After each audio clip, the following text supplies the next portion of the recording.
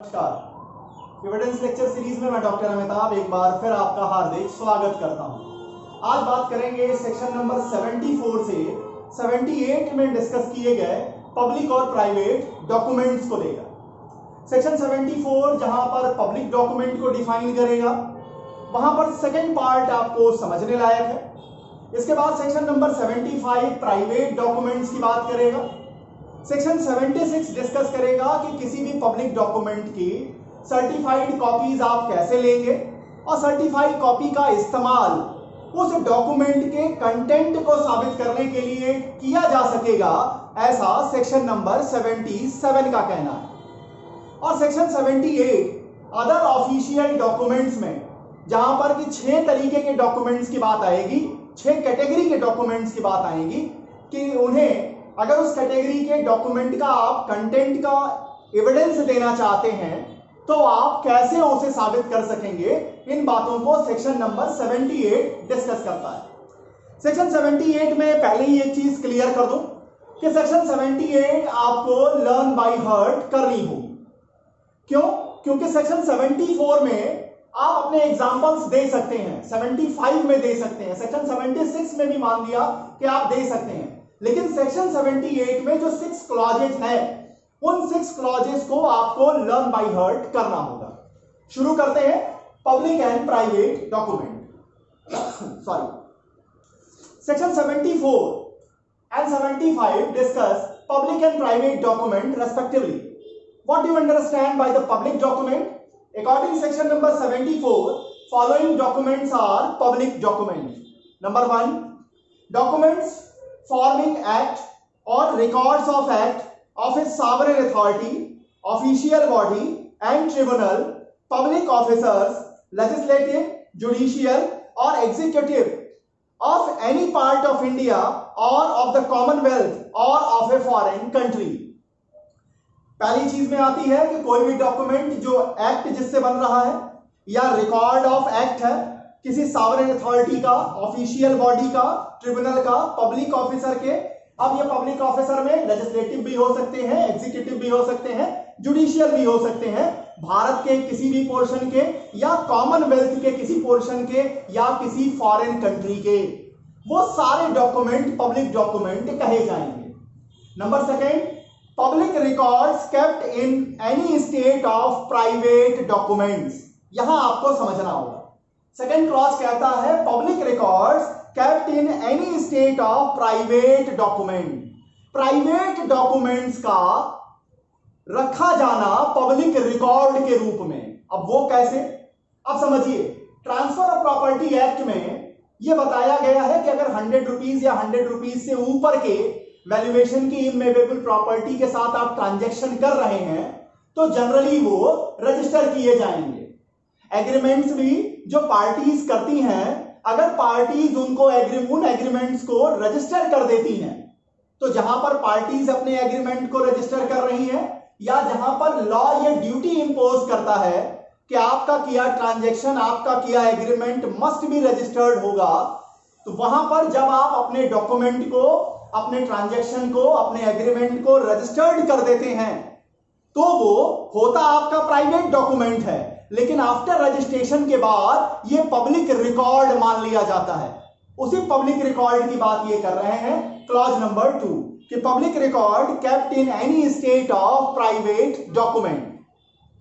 अब आइए section 75 discuss करते हैं प्राइवेट डॉक्यूमेंट किसे कहते हैं। तो सेक्शन 75 कहता है all other documents except discuss in section number 74 are private document. मतलब जो एक्ट किसी सॉवरेन बॉडी के एक्ट और उसके जो क्या कह लीजिए कि फॉर्मिंग एक्ट या रेगुलेशन से रिलेटेड नहीं है, और पब्लिक रिकॉर्ड जो कि पब्लिक प्राइवेट डॉक्यूमेंट्स का पब्लिक रिकॉर्ड नहीं है, अगर इनको छोड़ दें तो बाकी सारे डॉक्यूमेंट जो होंगे वो प्राइवेट डॉक्यूमेंट माने जाएंगे। Section 76 stated about the certified copies of the public documents. कैसे आप किसी भी पब्लिक डॉक्यूमेंट की सर्टिफाइड कॉपी आप देंगे। तो सेक्शन 76 कहता है कि पब्लिक डॉक्यूमेंट किसी न किसी पब्लिक सर्विस, किसी न किसी पब्लिक ऑफिसर के कस्टडी में होगा। उस पब्लिक ऑफिसर की यह जिम्मेदारी बनेगी कि अगर उसके लिए उस पब्लिक रिकॉर्ड, जो पब्लिक डॉक्यूमेंट है, अगर उसकी सर्टिफाइड कॉपी देने के लिए कोई फीस दी गई है, कोई फीस एक्ट में बताई गई है, लॉ में बताई गई है, उस फीस का भुगतान लेने के बाद वो उस डॉक्यूमेंट का या उसके किसी पोर्शन की सर्टिफाइड कॉपी करेंगे। सर्टिफाइड कॉपीज जो है वो प्रोवाइड करेंगे, उस पर साइन और सील देंगे। ये सारी जिम्मेदारी सेक्शन नंबर 76 डिस्कस करता है।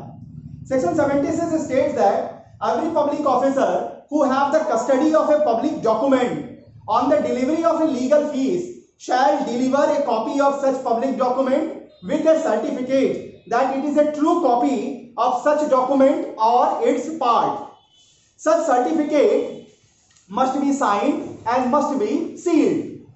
Such certified copies issued under section number 76 may be used to prove the content of the document according section number 77. 76 में सर्टिफाइड कॉपीज की बात की गई। सेक्शन 77 ये कहता है कि आप उन सर्टिफाइड कॉपीज का इस्तेमाल कर सकते हैं। मे शब्द का इस्तेमाल किया हुआ है, आप मे प्रूव कर सकते हैं अगर आप उस डॉक्यूमेंट के कंटेंट को साबित करना चाहते हैं। अब आते हैं सेक्शन नंबर 78 में। Section 78 proof of other official documents. दूसरे ऑफिशियल डॉक्यूमेंट्स को आप कैसे उसका प्रूफ देंगे। यहां पे 6 कैटेगरी आएगी, एक एक कैटेगरी को ब्रेक करके आपके सामने रख देता हूं। Number 1, act, order, notification of central government और its department, crown representative, state government, department of state government. अगर मान लीजिए सेंट्रल गवर्नमेंट के किसी डिपार्टमेंट का एक्ट, ऑर्डर और नोटिफिकेशन को आप उसके बारे में प्रूव करना चाहते हैं, क्राउन रिप्रेजेंटेटिव के एक्ट, ऑर्डर, नोटिफिकेशन को प्रूव करना चाहते हैं, भारत की किसी स्टेट गवर्नमेंट के द्वारा जारी किए गए एक्ट, ऑर्डर या नोटिफिकेशन के बारे में आप प्रूफ देना चाहते हैं, वो कैसे देंगे। यहां पर 2 तरीके हैं। Either the record of the department certified by their heads, जो भी डिपार्टमेंट के आप कंटेंट के, जो भी डिपार्टमेंट के द्वारा एक्ट हो, ऑर्डर हो, नोटिफिकेशन दिया जा रहा है, उसके हेड्स के द्वारा आप सर्टिफाइड कॉपी ले लीजिए, उससे आप इन चीजों को प्रूव कर सकते हैं। और by the publication of such government, अगर उस गवर्नमेंट के द्वारा ये चीजें पब्लिश की जाती हैं तो उस पब्लिकेशन के द्वारा भी आप उनके कंटेंट का एविडेंस दे सकते हैं, प्रूव कर सकते हैं। अब नंबर 2 आते हैं, प्रोसीडिंग ऑफ लेजिस्लेचर। लेजिस्लेचर की प्रोसीडिंग को आप कैसे साबित करेंगे, कैसे आप उसका एविडेंस देंगे। तो कहता है the proceeding of legislature may be proved by the journals of those bodies publish act और their abstract printed by the government. Government के द्वारा या उन लेजिस्लेटिव बॉडीज के द्वारा अगर कोई जर्नल प्रकाशित किया जा रहा है, एक्ट को पब्लिश किया जा रहा है या उनके एब्स्ट्रैक्ट पब्लिश किए जा रहे हैं, तो उनमें से उन पब्लिश एक्ट के द्वारा, उन पब्लिश जर्नल्स के जरिए, उन पब्लिश एब्स्ट्रैक्ट के जरिए आप उनका एविडेंस दे सकते हैं, आप उन्हें प्रूफ कर सकते हैं। Number 3, proclamations, order, regulations issued by her majesty, privy council, any department of her majesty government. Privy council के प्रोक्लेमेशन, ऑर्डर, रेगुलेशंस को, हर मैजेस्टी के प्रोक्लेमेशन, ऑर्डर, रेगुलेशन को या हर मैजेस्टी के गवर्नमेंट के किसी डिपार्टमेंट के प्रोक्लेमेशन, ऑर्डर और रेगुलेशन को आप कैसे प्रूफ करेंगे। लिखता है may be proved by copies और extract contained in London gazette और purporting to be printed by queen's printer. London gazette में अगर वो पब्लिश हुए हैं या क्वींस प्रिंटर के द्वारा पब्लिश हुए हैं तो आप उस प्रिंटेड मटेरियल से वहां कंटेंट को प्रूफ कर सकते हैं। नंबर 4, एक्ट ऑफ एग्जीक्यूटिव और the proceeding of the legislature of a foreign country. Bharat वाला तो हो गया पहले नंबर पे। चौथे नंबर पे आता है एक्ट ऑफ एग्जीक्यूटिव और the proceedings of the legislature of a foreign country. किसी फॉरेन कंट्री के लेजिस्लेचर की प्रोसीडिंग या उनके एग्जीक्यूटिव के क्या एक्ट्स हैं, इनको आप कैसे प्रूव करेंगे। Bye the journals published under the authority of such country. उस कंट्री की अथॉरिटी के अंडर में अगर कोई जर्नल पब्लिश हो रहा है, उस पब्लिश जर्नल के जरिए certified copies under the sign and seal of such country. अगर वहां कोई अथॉरिटी है जो कि सर्टिफाइड कॉपीज दे सकती है तो उस सर्टिफाइड कॉपीज के जरिए आप उसके कंटेंट को साबित कर सकते हैं। Number 5, proceeding of A municipal body in A state. किसी स्टेट की म्युनिसिपल बॉडी, म्युनिसिपल कॉर्पोरेशन है, अब उसकी प्रोसीडिंग को आप कैसे प्रूव करेंगे? कहता है by copy of such proceeding certified by legal keeper. जो उस प्रोसीडिंग के एब्स्ट्रैक्ट को, जो उस प्रोसीडिंग को मिनट वाइज जो प्रोसीडिंग्स होती है उसको जो लीगल कीप करते हैं अपने पास, जिनके पास लीगल कस्टडी होती है, अगर वहां से आप सर्टिफाइड कॉपी दे दीजिए तो आप प्रूफ कर सकते हैं। और by a printed book published by the authority of such municipal body, उस म्युनिसिपल बॉडी के द्वारा अगर वो किसी बुक फॉर्म में पब्लिश हो रही है तो उस पब्लिश्ड बुक के जरिए भी आप उसके कंटेंट को प्रूफ कर सकते हैं। Number 6, public document of any other class in a foreign country. किसी भी फॉरेन कंट्री के पब्लिक डॉक्यूमेंट जो ऊपर बताए गए क्लास में नहीं आते, उनको आप कैसे प्रूफ करेंगे? बाय द ओरिजिनल, आप ओरिजिनल दिखाइए, और by the certified copy through legal keeper, फिर वही जिनके पास लीगल रिकॉर्ड रखने के कैपेसिटी और पावर है वो सर्टिफाइड कर दें, और by the certified copy of notary public, और by certified copy of an Indian council और डिप्लोमेटिक एजेंट। अब ये इंडियन काउंसिल और डिप्लोमेटिक एजेंट क्या सर्टिफाई करेंगे?